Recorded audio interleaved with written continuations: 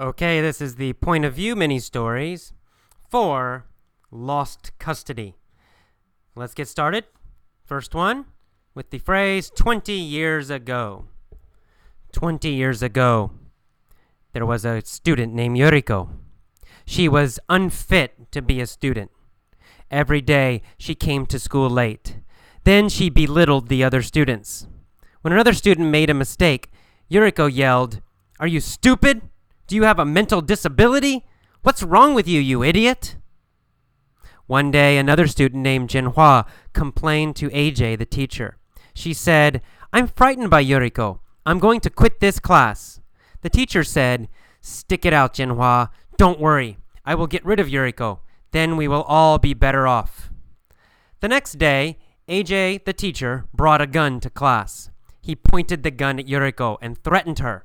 He said, "Yuriko, if you come to my class again, I will kill you, and then I will take custody of your son and beat him every day.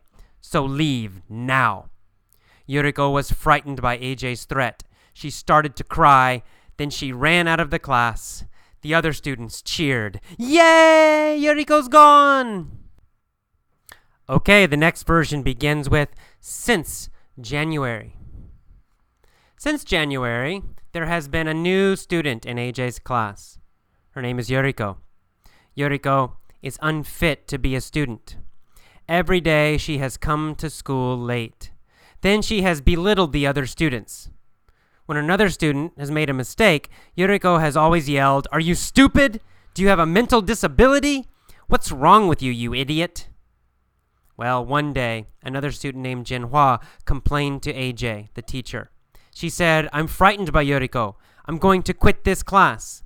The teacher said, "Stick it out, Jinhua. Don't worry. I'll get rid of Yuriko. Then we'll all be better off." The next day, AJ brought a gun to school. He pointed the gun at Yuriko and threatened her. He said, "Yuriko, if you come to my class again, I will kill you, and then I'll take custody of your son and beat him every day. So leave now." Yuriko was frightened by AJ's threat. She started crying, and then she ran out of the class. The other students cheered, "Yay!" Okay, you'll notice that in the beginning there, I used the she has come to school, she has belittled the other students, because those are things she did every day, starting in January up until now. But I said Yuriko is unfit to be a student. I said that because that's a general statement about her that's always true, past, present, and probably in the future too. So I used the present tense in that one. And then I switched to the past. I said one day, another student named Jinhua, and now we're describing one thing that happened. It already happened. It's totally finished. So that's when I switched to simple past again. Don't worry. Don't think about the verb tenses. Don't think about the names, present, perfect, blah, blah, blah. Don't worry about that. Just listen for when I change. Try to get a feeling for when I'm changing. Okay, so listen carefully. That's your only job. Do not try to memorize the rules. Do not try to remember all those grammar rules. Just try to get a feeling for when I change the verb tenses. And maybe why do I do it? That's all. That's all you need to do. All right, next one. Let's go to the future. Back to the future. In 10 years, starting with in 10 years. Here we go. In the future, 10 years from now, in 10 years, there will be a class. And in the class, there will be a student named Yuriko. Yuriko will be unfit to be a student. Every day she'll come to class late. Then she'll belittle the other students. When another student makes a mistake, Yuriko will yell, "Are you stupid? Do you have a mental disability? What's wrong with you, you idiot?" Now, one day, another student named Jinhua will complain to the teacher, whose name is AJ. She'll say, "I'm frightened by Yuriko. I'm going to quit this class."